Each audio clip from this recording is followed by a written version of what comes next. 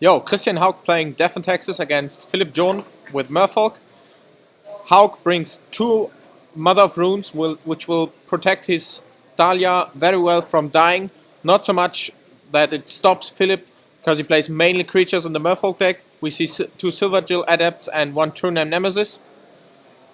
Cavern of Souls will provide nice utility to cast all humans for free without the chance to walk into a Daze or Force of Will. That's the most played counters in the Merfolk.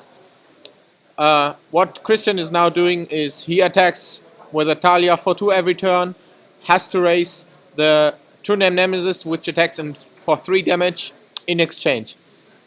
Sooner or later, Christian will lose his race because True Name Nemesis is bigger, and as soon as Philip can find one of the lords, the Silver Gill Adepts can attack into that Mother of Runes as well. He now has a Chalice of the Void for X is 1. That will be used mainly to counter a possible Swords to Plowshares. We see one here which is used right away in response to the Chalice of the Void. Chalice of the Void also stops possible future Ether Vial, very important card to bring instant creatures, more Mother of Runes, or other 1 mana cost spells. In response to the Chalice of the Void, Christian uses his Swords to Plowshares to get rid of at least one of the Silver Gill Adepts.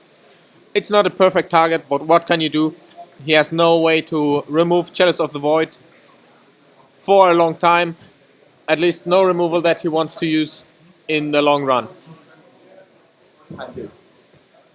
And now our pro commentator, Trash T, is back. He will bring you some more fluent and bubbling Less commentating. funny though. Yeah, guys, there it is. Those guys, they tried starting without me, managed to get me going there for a few minutes. Finally, I got to do it. They couldn't keep me away. Tried their best to not be able to figure it out. While I was just catching some fresh air anyways. Back now, I see I already missed a bunch of action. This Merfolk deck exploding over the table like crazy. Christian Haug kind of containing it though with his Mother of Runes.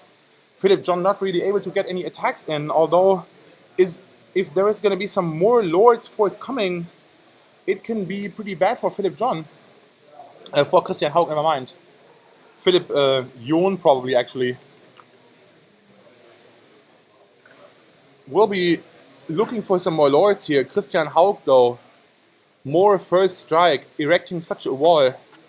Philip John can do nothing but beat with his True Name Nemesis. Doesn't put a counter on the Etherval. I'm not sure if I'm liking that. Probably he just... Oh, it's Chalice of the Void. Never mind. I thought he just forgot to take up Sval. Chalice of the Void for 1. Christian Haug still managing to get out all those Mother of Runes. Chalice, so probably a little late to the party. Not that much of a factor anymore. Seeing how Christian Haug's deck doesn't have that many one-offs actually, does it? And 1 cost cards now, does it? Etherval will be prevented forever. Swords to Plowshares is negated now, but like that's it. Is stuff like that even in Christian Haug's hand?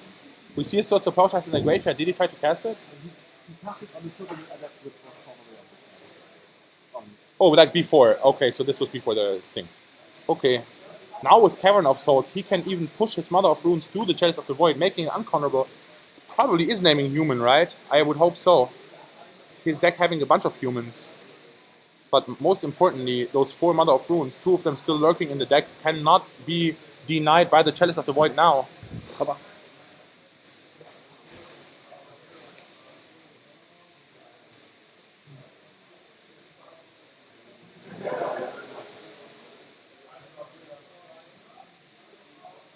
So we are now, at least so far, still seeing the Merfolk dude kind of in the game, being there with the double True Name Nemesis now, I guess. Putting the pressure on Christian Haug, kind of supposed to be the favorite in this match, but I don't see how he can get out of this. The True Name Nemesis is just so hard to deal with. Looking at Christian Haug's sideboard, maybe there can be some sort of answers. Countless Judgment as a singleton will be able to get rid of it, but other than that, I just don't know. Christian Haug needs to get something going here. He needs at least like a Stoneforge Mystic or something. So you could grab a Batter Skull. Sword of Fire and Ice getting forced. That was probably it. I guess if he could have gotten that Sword of Fire and Ice going on the Mirran Crusader, he could have dealt so much damage, that would have just been it. But the Force of Will from Philip Jon, so clutch. So confusing his last name if you do English coverage. John Philip Yoon. Okay. Anyway, clutching it out in game one with that force of will. Christian Hauck surely hating the format now, wishing there was other formats where you actually would be safe when your opponent is tapped out. I remember, man, personally playing standard even in 1999 or something, or 1997 actually I played, and I was just so glad when force of will finally rotated out to just get that feeling of safety again. When your opponent is tapped out, that there will be no interaction with your game plan. But here, Christian Hauck slamming that sort of Fire and Ice Ultra Devastation if it only resolved, but no Philip Yoon with the force. Now, Christian Hauck forcing like 4 more damage with the Mother of Runes, opening himself up to a quite significant counterattack. Will at least take 8 damage from the Nemesis. There is another Lord, making it 10. And it's already Chump Block City for the Thalia. Not that it matters much. Silvergill added being out of range of her first strike to power. Mother of Runes, of course, will be able to safely block one of those. All-in attack not gonna kill Christian Hauck, putting him down to 2, but still, how is he gonna come back from this? Oh no, activating the Mutavault, the glare kind of concealing it from me, and now that is it almost. Except there still is Risha and Port. Denying the Mutavault. Christian Hauck gets to live one more turn. But can you win it? Philip John down to nothing as well. Philip Yoon, man. I'm just gonna call this guy Philip John from now. Fuck it. He knows who it is. I know it. So, okay. Yeah, there it is. Mother of Runes blocking one, giving itself protection. Dahlia blocking the other one. Take 10 from the 2-name Nemesis. Go to 2. Untap and draw. Untap and draw what? Untap and draw. Like GT? Is that enough? No. GT 4-8. Yes, it is. If he draws GT now, or if he draws Stoneforge Mystic, he just wins right away. But he has to draw these cards. If he doesn't draw any of this, then that's it. Right now, though, he is still in it. He just needs a top deck. 1 out of 5 cards. Can he do it? Remember, Stoneforge Mystic is enough as well, guys. He is sitting on 6 mana. He could get the GT Blade and equip and give protection from blue with Mother of Runes onto the Mirror Crusader. That would just be enough. Exactly 12 damage. Oh, Philip, exactly 8 damage, never mind. Right now, though, still considering about how to block. How complicated is it, dude? There is nothing going on. We've mathed this out long time ago.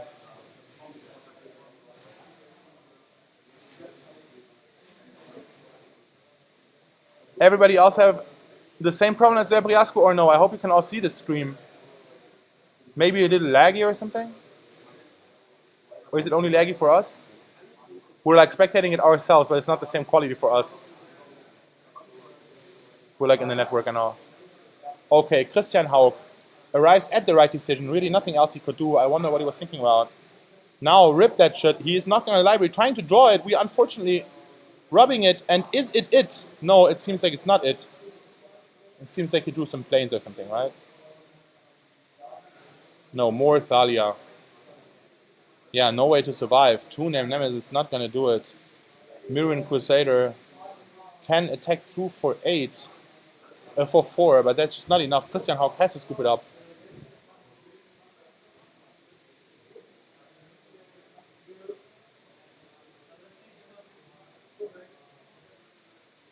Yeah, man, saving the Mother of Runes, absolutely the right play. Thalia, at this point, not really affecting anything except for your own card even. Oh, the prices. Hey, do we have this, the information right here? What the prices are? I do believe I have prices right here. First place is like 2 users.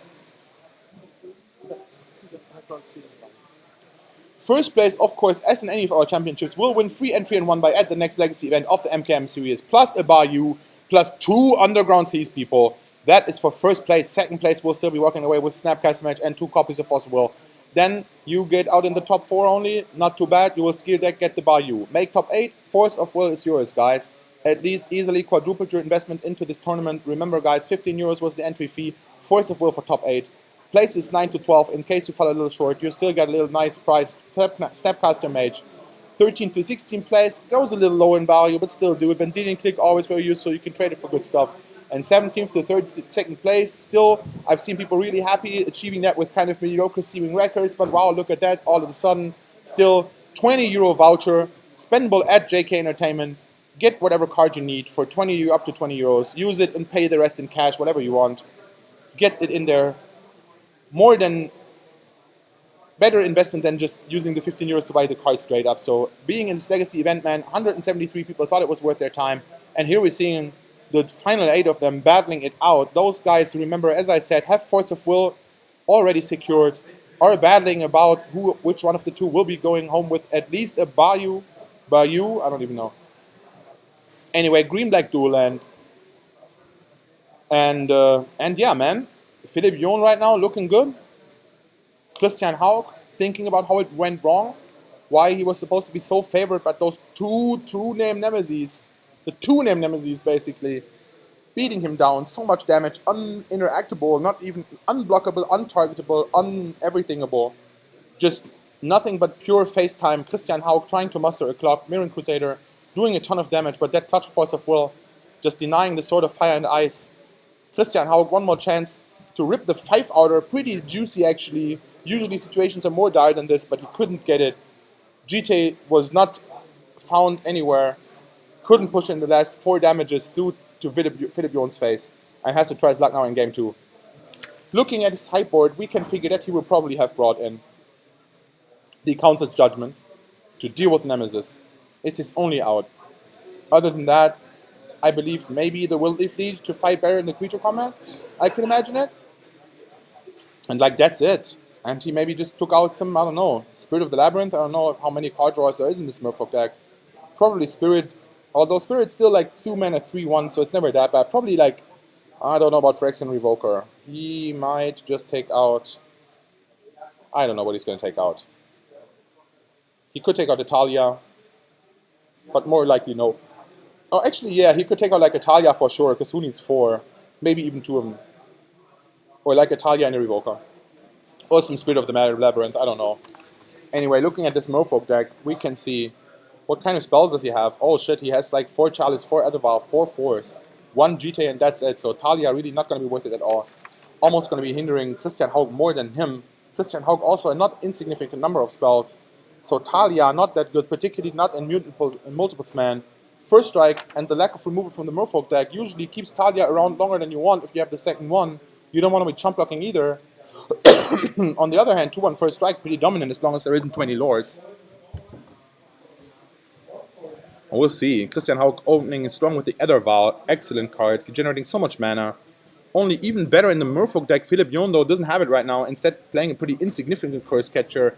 Almost no card in Christian Haug's deck can be denied. Curse Catcher only target instant or sorcery, right? Yeah. So, really, only Swords to Plowshare is the only target in Christian Haug's deck, and maybe that counts its Judgment. But he will just wait until he has 1 more mana, and then the Curse Catcher is not going to be an issue. Now coming up with Phyrexian Revoker, probably naming Etherval. For sure in response, Christian Haug is going to tap it to just flash in that Mother of Runes that he was holding back. Because why not, dude? Why would you not flash it in? You're worried he's maybe going to say Mother of Runes, right? Okay, that's a pretty valid point. He could have just not flashed it in. The dude would have said Etherval for sure. Now Christian Haug is in the position where actually if Philipp Jon just says Mother of Runes, his hand will be pretty awkward. The Mother would be shut down. And Christian Haug's hand, huh? Okay. So I hear that he did indeed choose Etherval.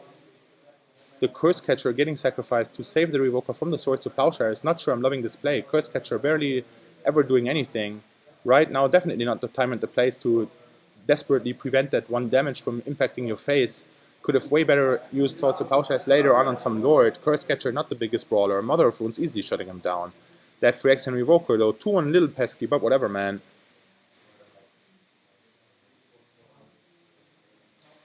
Yeah, man, we saw Christian Haug earlier in the feature match, actually. He was a good dude, I think, right? Did I make fun of his plays? No, I think he made pretty good plays all the time. No, didn't he make like this, some... I'm pretty sure there was like one thing, maybe. It's... I don't know. I'm gonna watch it when I'm home to see if I'm right. I think I kind of made fun of him a little bit. He was pretty good though, all in all. And truly, like a boss with this deck, man, let me tell you. Oh yeah, didn't he play the Reanimator guy? Oh yeah. Oh no, I think that turned out to be fine though. Whatever, yeah, Christian Haug, really solid. Playing this deck since forever, really loving it. Enjoying tormenting the opponent with his infinite hate. Kind of finding himself in a weird spot against this Merfolk deck now.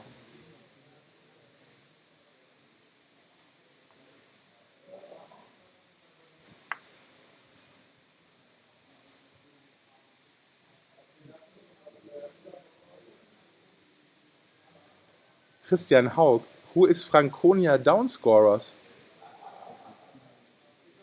Is it Yeah, man. That's good stuff. Tell this dude to post it to me on Facebook. Or like you just... Can you open the link for me or something? Franconia Downscorers? I want to see it. Okay. So, Christian Haug having that GT now. Philip Jon no force. GT just will be in play. Equip on the Mirror Crusader. Oh my OMG, must Philip Jon be thinking right now. The hurt into his face. He's gonna feel it tomorrow. Still, that is such an impact. GT will be just loading up to 4 counters unless the 2 counters are being spent right now. Double strike, ladies and gentlemen. The first strike damage step. Damage will resolve. There will still be priority before actual damage goes on the stack. He could use this to use the GT to pump the Mirror Crusader. Even right now. To get in those total of 8 damage. Still leave the GT with 2 counters.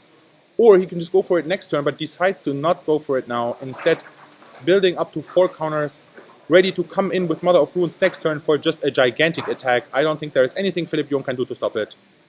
He will just...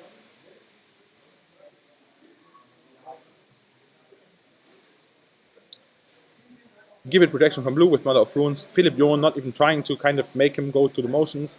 Even though I always think you should, look as confident as possible that you have whatever you need right now to win it. You just need to quickly figure it out what it is and represent it as best as you can, man. Make the opponent disrespect it. Like, what could he have had? You can still think about it. Maybe he would have had some sort of, like, I don't know, like, bounce. I don't know, Chain of Vapor, right? And then you have to think about whether do you even want to go for it. Like, do you want to give it protection from blue now in your main phase and risk him Chain of Vaporing it in response? Or do you rather, maybe you just attack and he will have to block anyway if he has a creature. He will just kind of have to block. And then you, though, can react and you just don't have the Mother. So the dude maybe would live 1 more turn to then find whatever, like a Mutavault, which hurt no color, you know. So kind of he could, it's not like he would have won ever, but I'm just saying, man, maybe he like top deck Phyrexian Revoker, that would have been really strong, shut down the GT right away. Activation impossible, could build up all the counters at once. He just needed to get to like 1 more turn, maybe he could have been back in the game, and I think this is the kind of place you just don't look at it and give up, man. You give up when they make you like take lethal damage. You don't have to like actually write down that you're now at negative life total and kind of, you know, click OK in the damage step. I know it was lethal, but the dude conceded in his own turn. I would have made the opponent go for it, is the point. He just looked at it, oh, okay. And kind of, nice table flip was his last out. Such bullshit. Coming from such qualified advice, usually Dr. Ho now trolling us all, really knows better than this. He should most definitely have represented the thing that Christian Haug would have been most afraid of, because I think PV wrote this in an excellent article. If people people will kind of always like go for the extreme. If a dude sees a line how he could win maybe right now, even if it's really unlikely, they're likely to take it. If they're like, oh shit, if only I do this right now, if then this super lucky event happens, then I just win right now. Then they really love going for it because they're like, oh yeah, man, the absolute win is on the table. Conversely, if people are like, oh yes, I'm so ahead, and then in their head they just keep thinking about, okay, what needs to happen for me to actually lose this game, right? And it's their duty to think through all the angles. That's why, like I said earlier in the day, when you're really ahead, it becomes toughest to play. Because then you have to do all the imagining for your opponent without even knowing his deck. You just have to think about the worst possible scenario, try to really figure out how you could possibly still lose, and then make sure you play around this as best as you can still.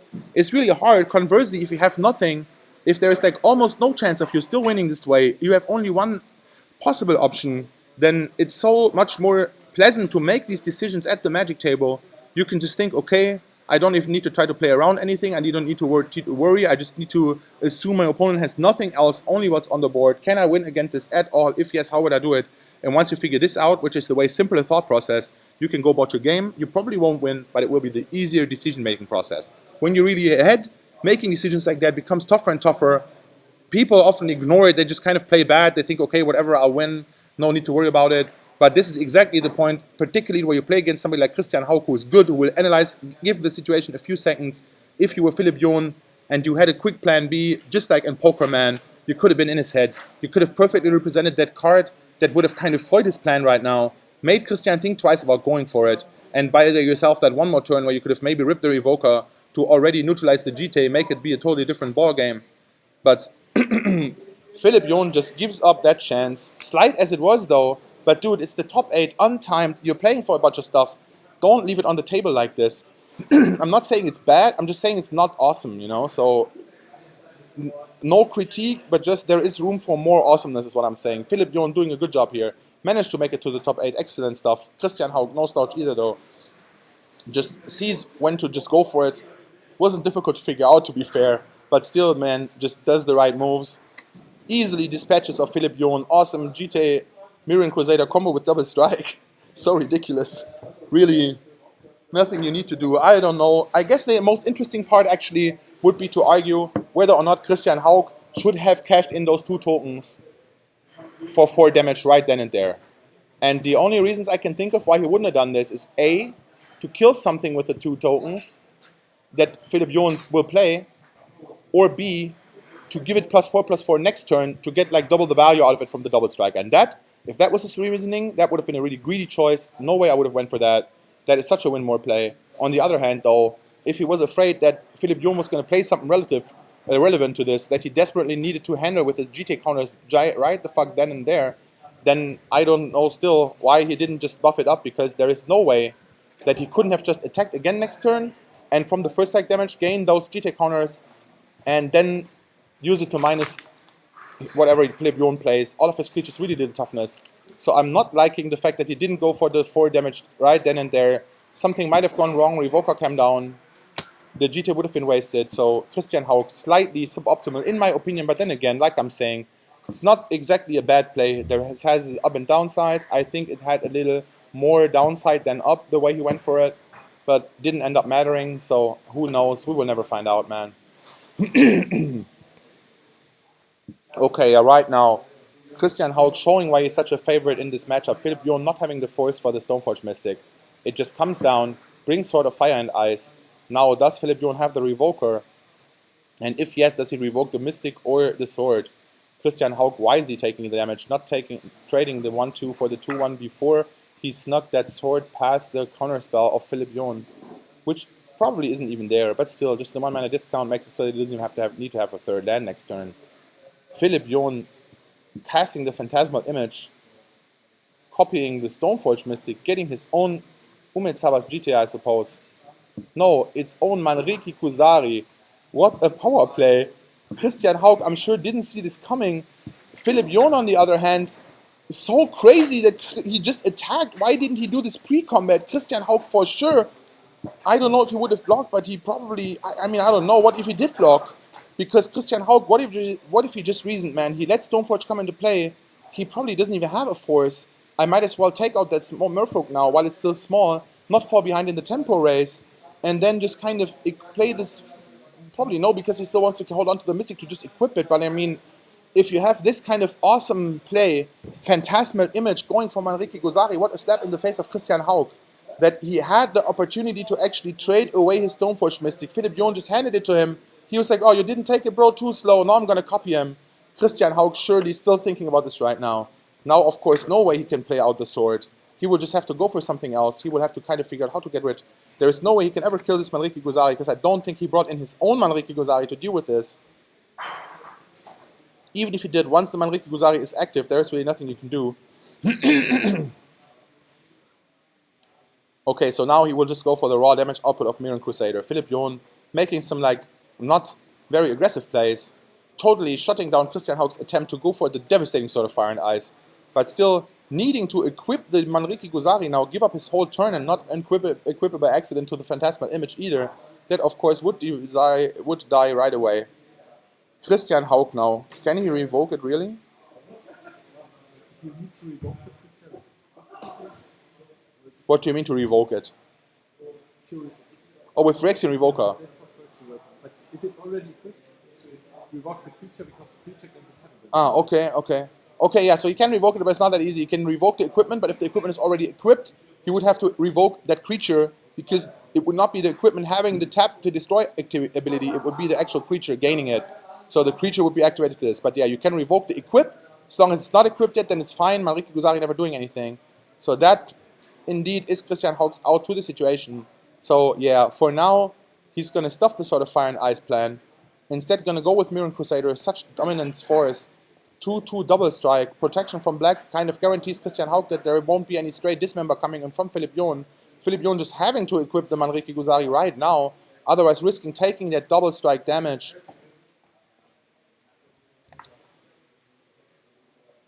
Attacking though? Huh? Ah, okay, he's gonna attack and then post-combat equip it to the Curse Catcher.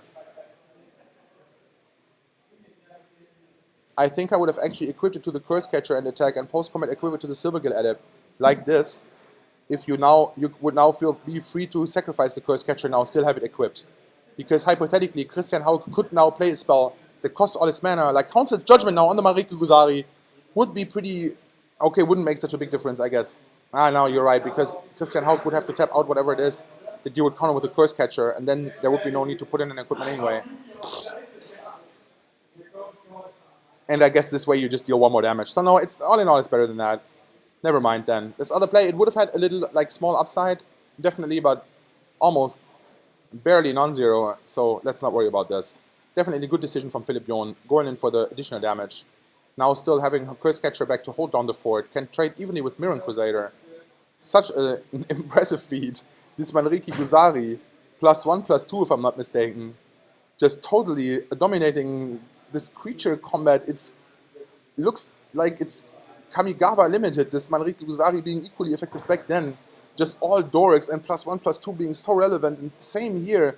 Look at the awkwardness of Mirren Crusader facing down that Curse Catcher with Manriki Guzari. What a horrible trade. Christian Hauck trying to figure out what he can do to pass the time until he draws that Revoker. Only now, Revoker not even all that good. Revoking the Curse Catcher would get Philipp Jon to just re-equip. This will only be an option for that one turn, where he will then simultaneously bring the Sword of Fire and Ice into play and equip it. So this is a 6-mana play. We're kind of seeing him debate now whether to take out the Mutavault of Philipp Jon. Maybe he should not do it yet. He can wait at least until Philipp Jon is trying to go for something, because you might as well want to build up your own mana base, so you can indeed go for this kind of 6-mana play. Or, on the other hand, I see that there is at least one more land in Christian Hauck's hand, so he might as well look at the 4 cards in Philipp Jon, which are going to be 5 cards in his turn, and think, okay, this guy has 4 land now, he needs mana for a bunch of stuff. I will just go ahead and wasteland his Mutavault right now, make sure he doesn't do that much, so I have more time to find the solution to the Manriki Guzari. I do believe we're going to see Christian Hauck arriving at the same decision after the Stoneforge Mystic. Stoneforge Mystic just not getting anything, getting the GT.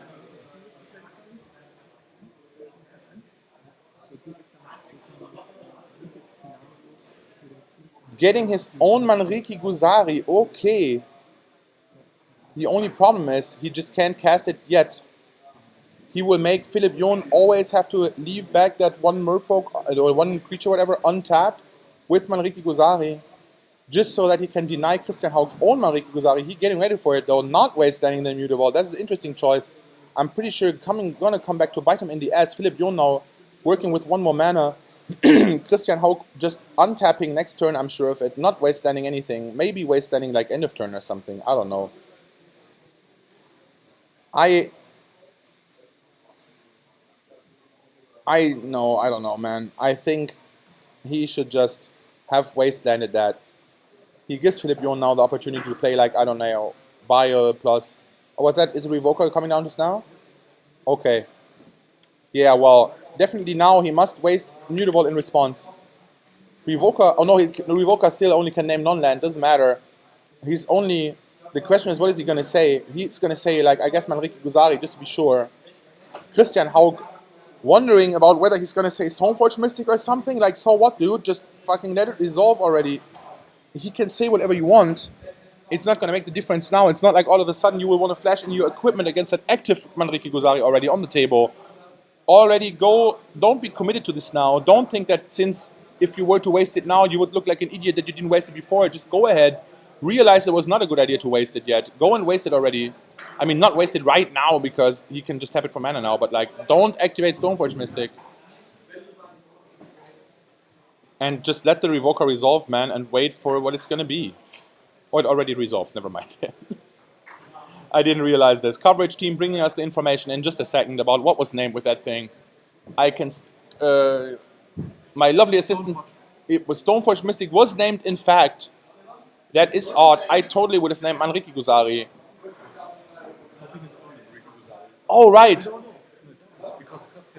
Oh, yeah. Right. If he named Manriki Guzari, though, he would have been in the situation that if his Curse Catcher ever died, he indeed couldn't equip his own Manriki Guzari again either then. So I guess it doesn't matter. It was okay to name Stoneforge Mystic. Not like he would activate it anytime soon. There is Talia. Can we now please see Wasteland on his Mutavault and then upkeep Port, denying Philip Youn the opportunity to get out even more stuff.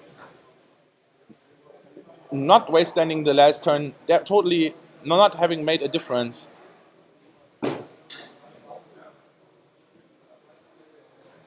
Island, of course, the better choice than Cavern of Souls. Christian Haug isn't going to counter Cavern of Souls, therefore less valuable than an Island since it doesn't cast any blue spells. Kira, great Blast Spinner coming down. Not really affecting Christian Haug right now, I believe. Disabling only like swords to plowshares.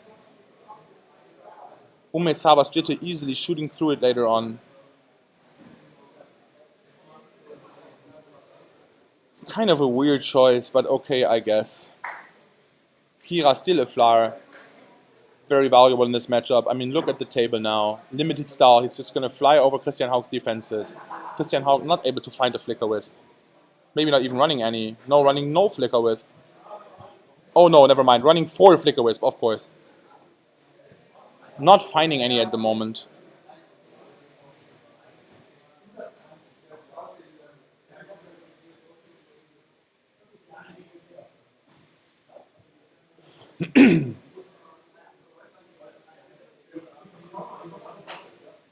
Interesting stuff. Still a lot of time in this match. The players are really making it interesting. Christian Haug. I wonder what his hand is. He hasn't been showing it to us forever. Oh, now we kind of get a glimpse. It is the sword. He has like more Talia. I told you, man, he should have taken one of those out. Maybe he did. Maybe he didn't. But Talia just tends to stick around in this matchup. Oh no, there's Flicker Wisp, I believe. I think he just played the Cavern of Souls on creature type Spirit, I think is this Flicker Wisp. So that is uncounterable right now. Playing it, and I think he's playing it on the Stoneforge Mystic.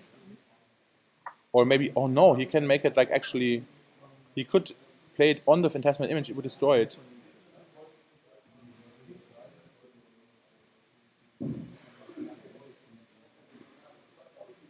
He could also have saved this Flicker Wisp, we played it some other time, where he could more usefully flicker it to flicker the Curse Catcher.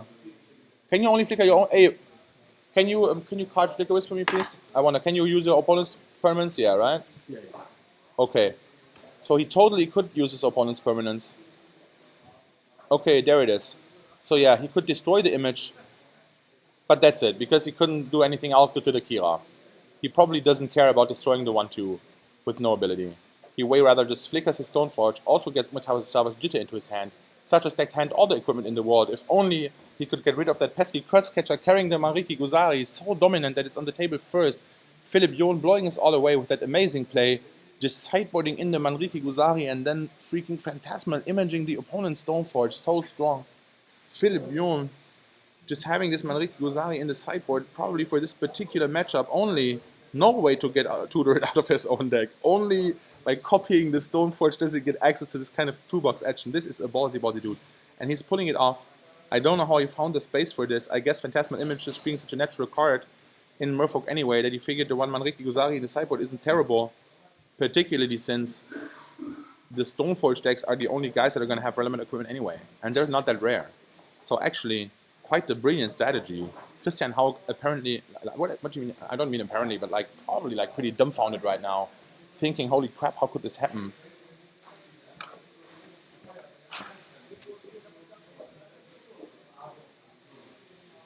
Yeah, with Kira you can only try to flicker everything, it won't work though. Oh, True Name Nemesis, there it is, Christian Haug.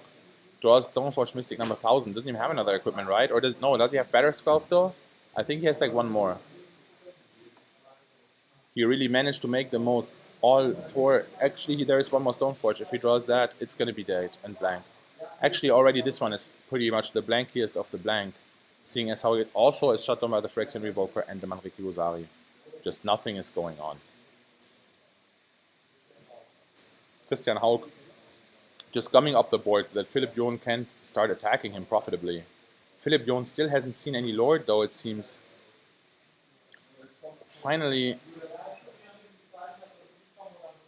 actually sitting on Marrow Regery all this time, maybe hesitant to play it out because he wants to be able to force the will. Maybe just content to keep the Force Will in his hand now to protect the Two Name Nemesis from the Council's judgment.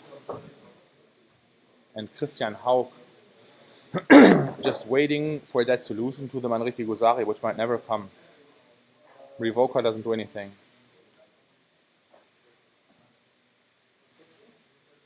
Whatever it is, it's just going to get forced. So Philip Yohn, I think he will be in a pretty good spot to just keep it together for the next like 5 turns until he can just kill Christian Haug. Yeah.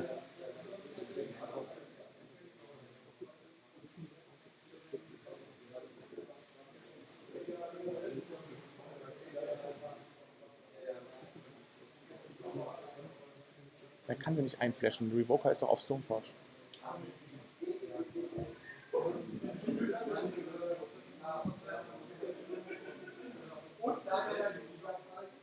Aber er gewinnt ja dann auch nicht. Er kann ja den Manriki Guzari nicht killen. Das wird dann schon wieder alles zerstören, einen Turn später. Yeah, man, we were having a little discussion here. Christian Haug, they pretty close to actually being able to make a huge turnaround. Right now, Philip Yohn having it a little too tightly on the lockdown, but like anything Christian Haug draws could make the difference. You need to get past the force though. Philip Yohn wisely keeping it back. I would like to see him hold on to it even longer so that he can be safe from the top decks of Christian Haug. We all know it, the true professional, he kills you from the top. As witnessed in the movie of the same name, Philip Yohn with that 6th island maybe finally be able to just still hold on to that dude for safety, but now in the position where he can just hardcast the Force of Will. Philip Yohn just mercilessly grinding it down with the True Name Nemesis, such a ridiculous card.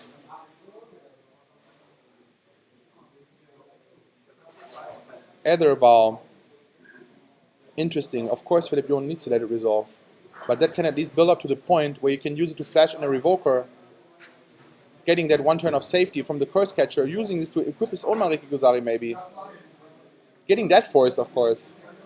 But then still having the chance to like put in the Jite and get that to work somehow. And then maybe get something going, I don't know.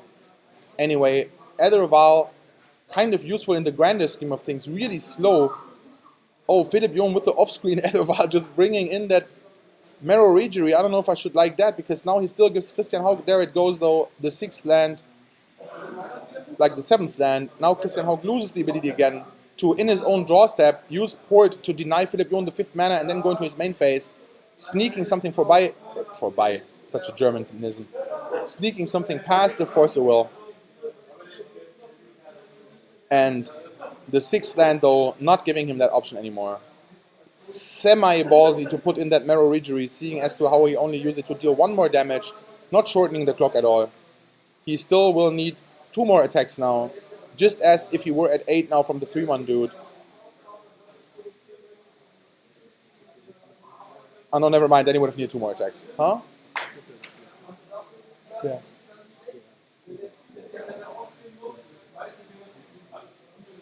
Yeah, Philip Jon, anyway, is pretty close to just being able to attack with everybody. Deciding to play it safe, though, doesn't have such amazing uh, options, though. His creature is pretty small.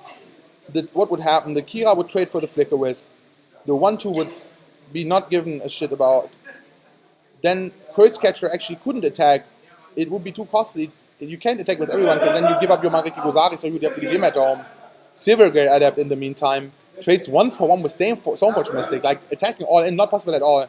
Doesn't put Christian Haug under any pressure. Wisely, Philip Jon continuing to only massage with his Tuner Nemesis. Christian Haug, though, really feeling the Nemesis vibe coming off of that card, killing him again. It's 1-1 now. He managed to tie it up in the game where he didn't see it, but now he's far away from the win. His hand full of equipment, but all shut down by that genius Manriki Gozari coming out of Philip Jon's sideboard. Phantasmal Image making it possible. This is definitely one of the coolest pieces of tech that I've seen in a long time. Philip Jon really impressing me with this kind of move. Christian Haug kind of hopeless situation. It's not like he didn't play it well or anything. There's just nothing he can do.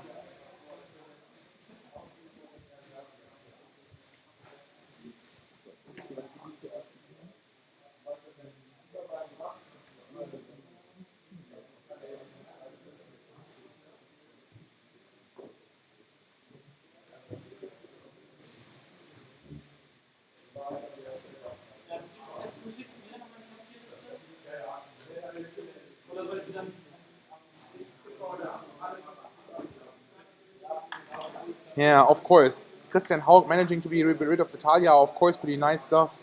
Now frees up his mana. Enables him to really maybe get those 2 equipment in 1 turn, making those possible.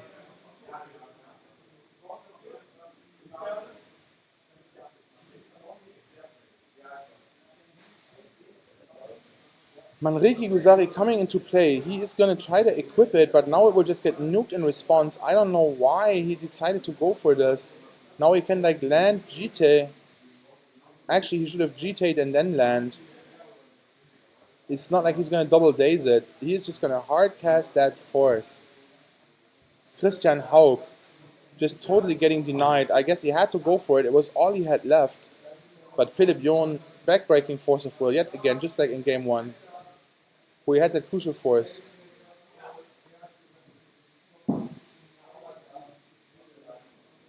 Christian Haug at the verge of elimination from this top 8. Should take a good look at that opponent's graveyard, make friends with that Force of Will. It's going to be his after the event, but he will not be able to battle up to Bayou levels. Is Talia still in play even?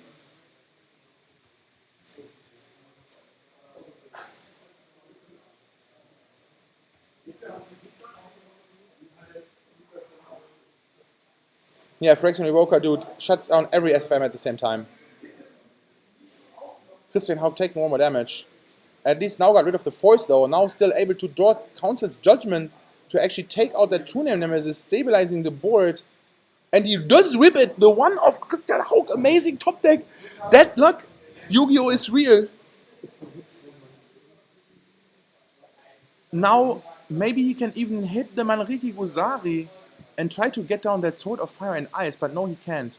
Because if he hits the Manriki Gozari, Curse Catcher is going to sacrifice himself to prevent the sword from coming down. He needs... It doesn't matter, because then he can still equip the sword though, since Curse Catcher will be away. And he can equip the sword. Oh, he takes out the two-name Nemesis though. Christian Haug. I don't know about this. The sword would have been pretty huge now. He could have used it. But it wouldn't have been that amazing actually. He would have still died. Never mind, he couldn't have used it. He could have used it. He died. The Jitte died. He has sword and Battle Skull. And the sword wouldn't have gone him far enough. Revoker could have still trumped. Although Lord of Atlantis, everything is huge. Not to forget about the Marrow Rejury effect, please tap something.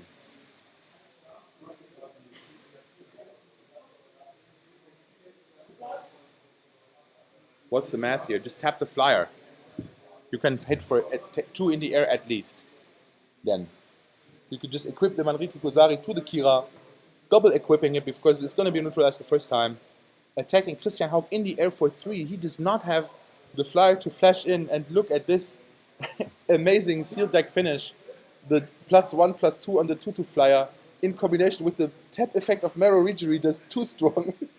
Christian Haug's 3/1 flyer unavailable to block.